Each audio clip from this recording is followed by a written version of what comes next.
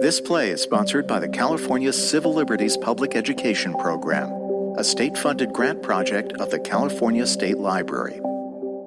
Now, LA Theatre Works continues our production of Master Harold and the Boys by Athol Fugard. A grey little room with a cold cement floor. Your bed against that wall, and I now know why the mattress sags so much. Willie's bed, it's propped up on bricks because one leg is broken. With that wobbly little table with the wash basin and jug of water. Yes, stuck to the wall above it are some pin-up pictures from magazines. Joe Louis. Brown Bomber. World title, 3 rounds and knockout. Against who? Max Schmeling. Correct, Sim. I can also remember Fred Astaire and Ginger Rogers, and Rita Hayworth in a bathing costume, which always made me hot and bothered when I looked at it. Now, under Willie's bed is an old suitcase with all his clothes and a mess, which is why I never hide there. Your things are neat and tidy in a trunk next to your bed. And on it, there's a picture of you and Cynthia in your ballroom clothes, your first silver cup for 3rd place in a competition, and an old radio which doesn't work anymore. Have I left out anything? No. Right. There's so much for stage directions. Now, the characters. Now, Willie is in bed under his blankets with his clothes on, complaining non-stop about something, but we can't make out a word of what he's saying because he's got his head under the blankets as well. Sam, you're on your bed, trimming your toenails with a knife. Not a very edifying sight. And as for me, what am I doing? You're sitting on the floor, giving Willie a lecture about being a good loser while you get the checkers board and pieces ready for a game. Then you go to Willie's bed, pull off the blankets, and make him play with you first because you know you're going to win. And that gives you the second game with me. Oh, and you certainly were a bad loser, Willie. Wasn't he, Sam? And so slow. A game with you almost took the whole afternoon. Thank God I gave up trying to teach you how to play chess. You and Sam cheated. I never saw Sam cheat. And mine were mostly the mistakes of youth. Then how is it you two was always winning? Have you ever considered the possibility, Willie, that it was because we were better than you? Every time better? Not every time. There were occasions when we deliberately let you win a game so that you would stop sulking and go on playing with us. Sam used to wink at me when you weren't looking to show me it was time to let you win. So then, you two didn't play fair. It was for your benefit, Mr. Malopo, which is more than being fair. It was an act of self-sacrifice. But you know what my best memory is, don't you? No? Oh, come on, guess. If your memory is so good, you must remember it as well. We got up to a lot of tricks in there, Hally. This one was special, Sim. I'm listening. It started off looking like another one of those useless, nothing-to-do afternoons. I'd already been down to Main Street looking for adventure, but nothing had happened. I didn't feel like climbing trees in the Donkin Park or pretending I was a private eye and following a stranger. So, as usual, see what's cooking in Sam's room. This time, it was you on the floor. You had 2 thin pieces of wood and you were smoothing them down with a knife. It didn't look particularly interesting, but when I asked you what you were doing, you just said, "Wait and see, Hally. Wait and see." In that secret sort of way of yours, so I knew there was a surprise coming. You tease me, you bugger, by being deliberately slow and not answering my questions. Oh, and whistling while you worked away. God, it was infuriating. I could have brained you. It was only when you tied them together in a cross and put that down on the brown paper that I realized what you were doing. Sam is making a kite. And when I asked you and you said, "Yes," I mean, The sheer audacity of it took my breath away. I mean, seriously, what the hell does a black man know about flying a kite? Now, I'll be honest with you, Sem, I had no hopes for it. If you think I was excited and happy, you've got another guess coming. In fact, I was shit scared we were going to make fools of ourselves. When we left the boarding house to go up onto the hill, I was praying quietly that there wouldn't be any other kids around to laugh at us. Yeah, I could see that. I made it obvious, did I? Yeah. You refused to carry it. Do you blame me? Can you remember what the poor thing looked like? With tomato box, wood and brown paper, 2 of my mother's old stockings for a tail, and then all those bits and pieces of string you made me tie together? Hell no!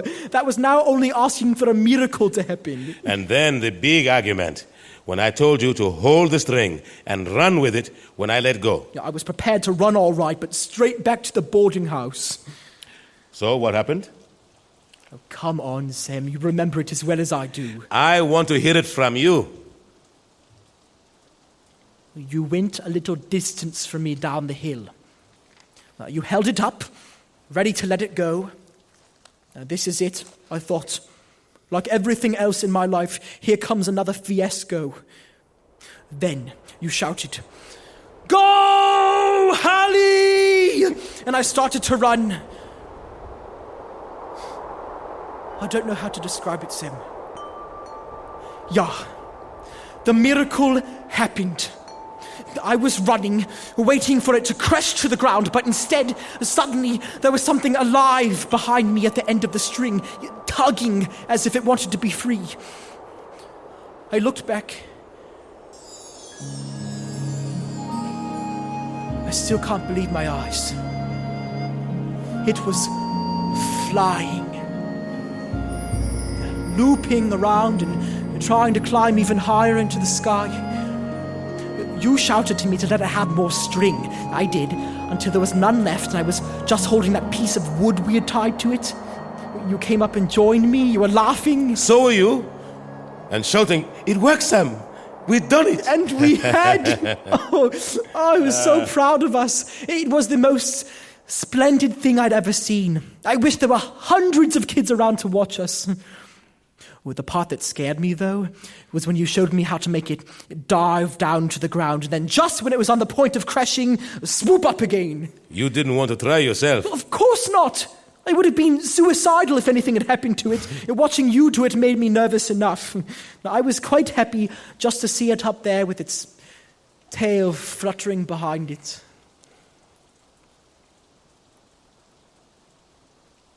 You left me after that, didn't you? You explained how to get it down.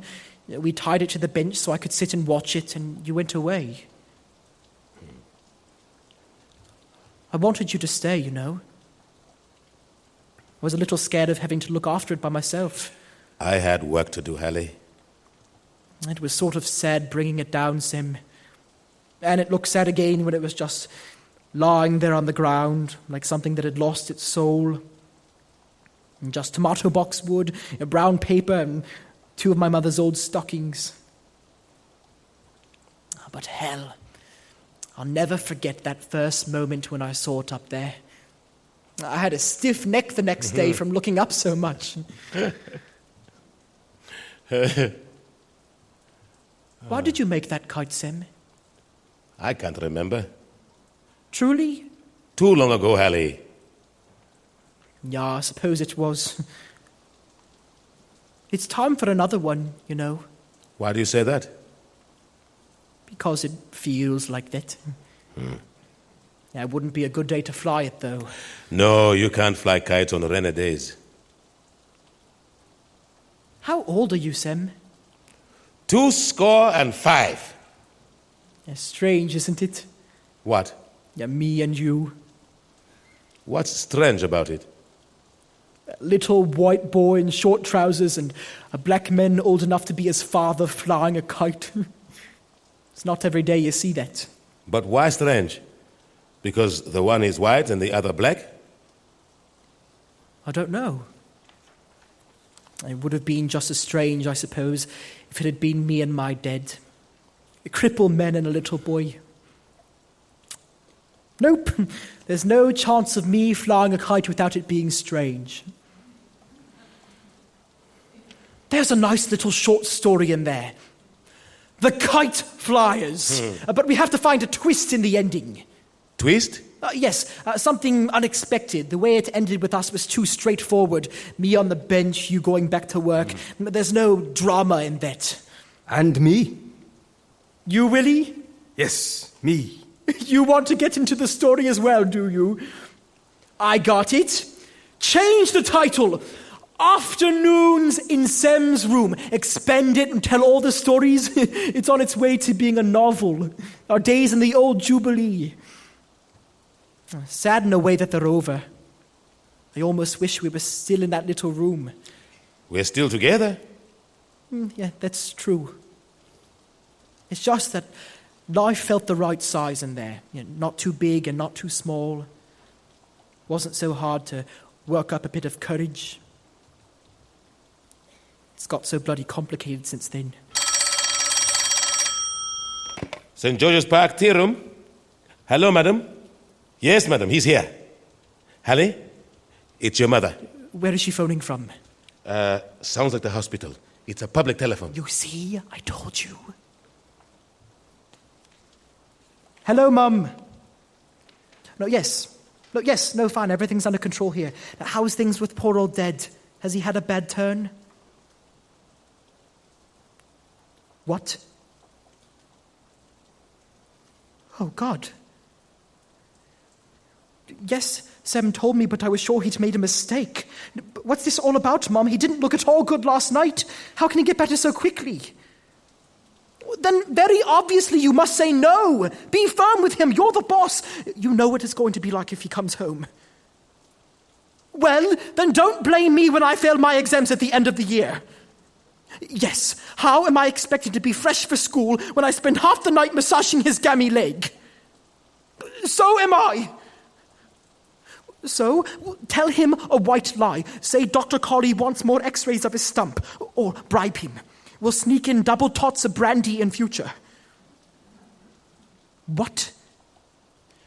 Order him to get back into bed at once. If he's going to behave like a child, treat him like one. All right, Mum, I was just trying... I'm sorry. I said I'm sorry. Quick, give me a number. I'll phone you back.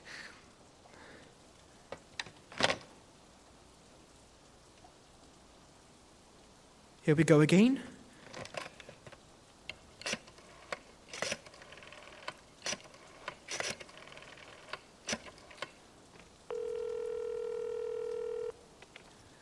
I'm sorry, Mum. Okay? But now listen to me carefully. All it needs is for you to put your foot down. Don't take no for an answer. Did you hear me? And whatever you do, don't discuss it with him. Because I'm frightened you'll give in to him. Yes, Sam gave me lunch. I ate all of it. No, Mum, not a soul. It's still raining here. Right, I'll tell them. I'll just do some homework and then lock up. But remember now, Mum, don't listen to anything he says. And phone me back and let me know what happens. Okay. Bye, Mum.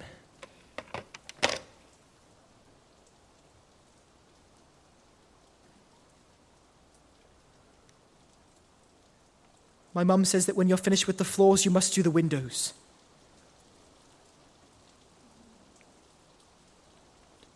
Don't misunderstand me, chaps. All I want is for him to get better. And if he was, I'd be the first person to say, bring him home, but he's not. And we can't give him the medical care and attention he needs at home. That's what hospitals are there for. So, don't just stand there, get on with it.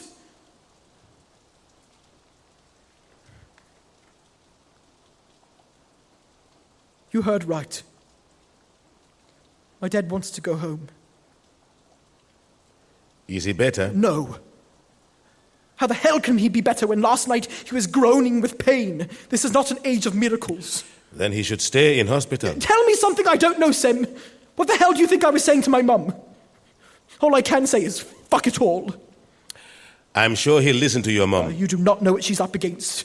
He's already packed his shaving kit in pajamas and is sitting on his bed with his crutches, dressed and ready to go. I know him when he gets in that mood. If she tries to reason with him, we've had it. She's no match for him when it comes to a battle of words. He'll tie her up in knots. I suppose it gets lonely for him in there. With all the patients and nurses around, regular visits from the Salvation Army, balls. It's 10 times worse for him at home. I'm at school and my mother's here at the business all day. He's at least got you at night. And we've got him! Please, I don't want to talk about it anymore. I've got homework.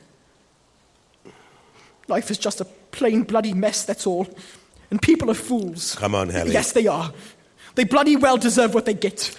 Then don't complain. Don't try to be clever, Sim. It doesn't suit you. Anybody who thinks there's nothing wrong with this world needs to have his head examined. Just when things are going along all right, without fail, someone or something will come along and wreck everything. Somebody should write that down as a fundamental law of the universe. The principle of perpetual disappointment. If there is a God who created this world, he should scrap it and try again. All right, Hally, all right. What you got for homework? Bullshit, as usual. Write 500 words describing an annual event of cultural or historical significance. That should be easy enough for you. And also plain bloody boring. You know what he wants, don't you? One of their useless old ceremonies, the commemoration of the landing of the 1820 settlers, or if it's going to be culture, carols by candlelight every Christmas. It's an impressive sight. Make a good description, Hally. All those candles glowing in the dark, and people singing hymns. And it's called religious hysteria.